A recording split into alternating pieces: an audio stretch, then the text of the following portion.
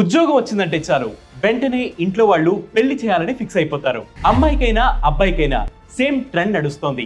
ఇక పెళ్లి తర్వాత అసలు కథ మొదలవుతుంది.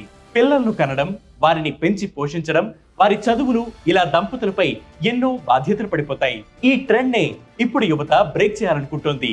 అదే డింక్ కల్చర్. ఇంతకీ ఈ డింక్ కల్చర్ అంటే ఏంటి? ఎందుకు యువతని ఆకర్షిస్తోంది? ఈరోజు ఎందుకు ఏమిటి ఎలాలో తెలుసుకుందాం.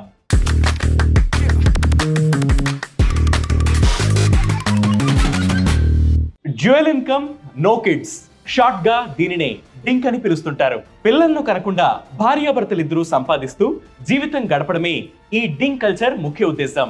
పిల్లలను పెంచి పోషించడం భారంగా భావిస్తున్న జంటలు ఈ కల్చర్ ను ఫాలో అవుతున్నాయి.